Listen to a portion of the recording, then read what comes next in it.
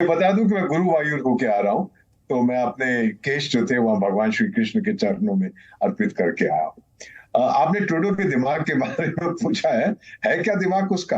अरे वो तो नन्हा सा छोटा सा दूध पीता हुआ बच्चा है, उसको इंटरनेशनल रिलेशंस के बारे में क्या मालूम है? सर, क्या उसने शब्द इस्तेमाल किया था पार्लियामेंट के स्टेटमेंट में?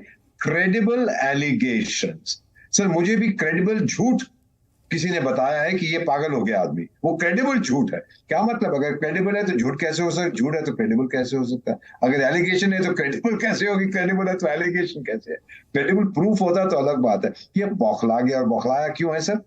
जब ये यहाँ दिल्ली आया था, मेरी पत्नी ने इसको देखा एयरपोर्ट पे उतरते हुए, तो बोली लगता है कि यहाँ तो कॉन्स्टिपेटेड है या बहुत परेशान है। परेशान इसलिए कि 10 दिन पहले इसकी पत्नी इसको छोड़ के चली गई थी, इसकी पॉपुलैरिटी बहुत कम हो रही है, इसकी इकोनॉमी खत्म हो रही है, तो बहुत तनाव में था। और फिर ये भी हमें खबर मिली है सर, मैं सोशल मीडिया की बात कर रहा हूँ, मालूम नहीं, अब मैं भी कह सकता हूँ, ये क्रेडिबल क्या कहते हैं, रूमर्स हैं कि इसके जहाज में से कोकेन मिली थी हमारे स्निफर डॉग्स को। और फिर 2 दिन ये अपने होटल में के कमरे में बंद रहा, बाहर नहीं आया।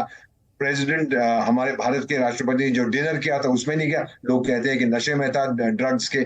तो कुछ कहा नहीं जा सकता कि इसका दिमाग में क्या है। लेकिन ये मैं समझ सकता हूं जो इसकी हरकतें थी कि ये बौखला गया है। ये बहुत अपने आप को अकेला महसूस कर रहा है। इसकी नौकरी जाने वाली है, इसको ये पता है। तो अब ये कोशिश कर रहा है दिखाने की, ये जो आरोप लगाए हैं भारत पे कि मैं कनेडियन रैम्बो हूं, मैं ये होने नहीं दूंगा। अब ये निज्जर साहब तो प्लम्बर थे ना सर, जो मैंने आप लोगों ने बताया था। तो AK-47 इसको किसने चलानी सिखाई है? खरीदी कहां से इसने? वेस्टर्न साहब, क्या AK-47 आप अमेजोन पे खरीद सकते हैं जनरल साहब? मुझे तो मालूम नहीं है। लेकिन ये वीडियो बनाता है और चला रहा है AK-47, ये सब क्या नौटंकी है सर?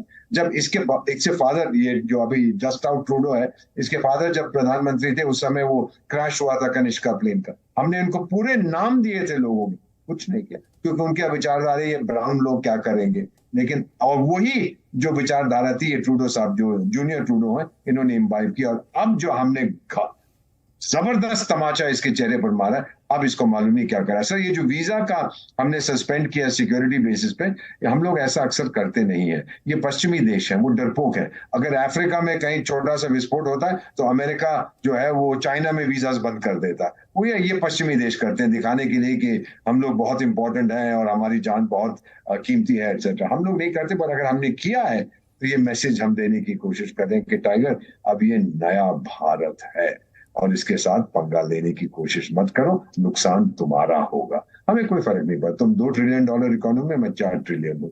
ये सही है कि बहुत आपकी पर कैपिटा मुझसे कहीं ज्यादा है, आपकी आबादी मुझसे कहीं कम है। लेकिन ये जो आपके दामाद हैं, ये आपके साले साहब हैं, ये खालिस्तान के लोग, तो आप इनसे जो करना है करिए। हमने आपको बता दिया हम क्या एक्सपेक्ट करते हैं। और सर, मैंने अपने 50 साल के करियर में अभी काउंटिंग, कई बार मुझे ये काम करने का मौका मिला था, इन्वॉल्व होने का, जब हम एक डिप्लोमेट को निकालते हैं, उसे पर्सोना नॉन ग्राटा कहते हैं।